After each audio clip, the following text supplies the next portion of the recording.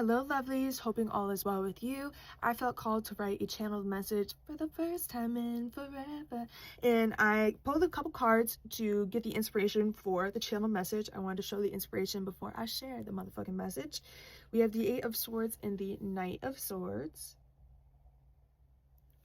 and then we also have grief. I understand that losing something is an opportunity to appreciate it, and adversity. I accept that challenges are the best way to learn.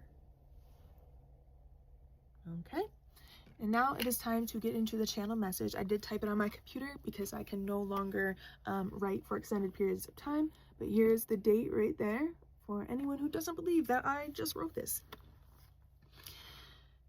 Feeling stuck and stagnant is based on illusionary limitations, either self-imposed or from external pressures. The fears or projections of society and one's family can create false parameters on what can be achieved or experienced. How many times have you missed out simply because no one wanted to join you? 111 on the timer. Now, imagine this in the greater scale of your life. Is it possible you have stayed within the box of expectations to make others happy while neglecting your own sense of fulfillment? 123 on the timer.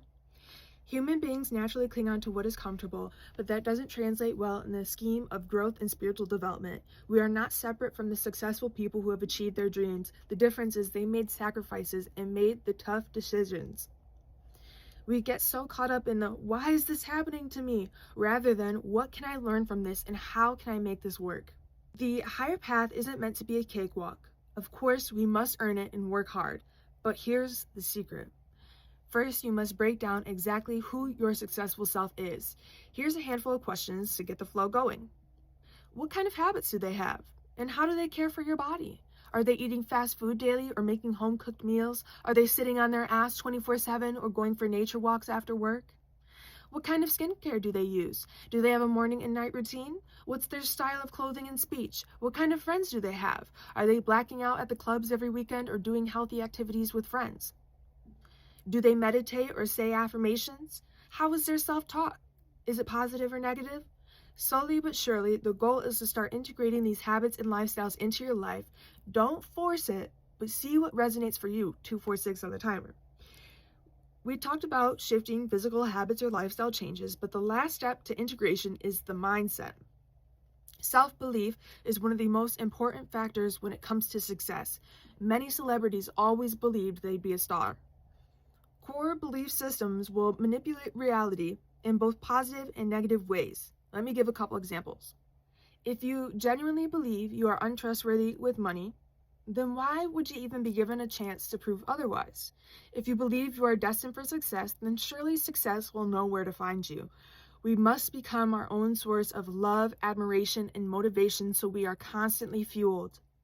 There won't always be external validation, but self-belief will stand strong and true. This is not about ignoring flaws, but rather acknowledging all aspects of ourselves, the good, the bad, the ugly.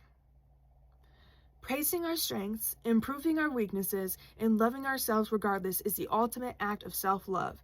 Downloading affirmation apps, writing them on sticky notes, or listening to loops in the morning are a few ways to reprogram the mind. No, you don't have to believe the statements at first.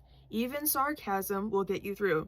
As you consistently show you are exactly who you say, flow will enter your life and the puzzle pieces come together. Your reality and timeline will start to align with the version you are in the present, which creates a stable future. The best part is that we have free will to decide how we live our lives, and it is never too late to rewrite your story. The worst feeling is regretting the times we didn't go outside our comfort zone or felt like we wasted time waiting around for change. Life is a constant cycle of grieving and rebirthing, letting go of what no longer serves to make room for what's destined. Whether you are doubting your capacity to fly or if it's family fears holding you back, living in constant depression and grief is not justified.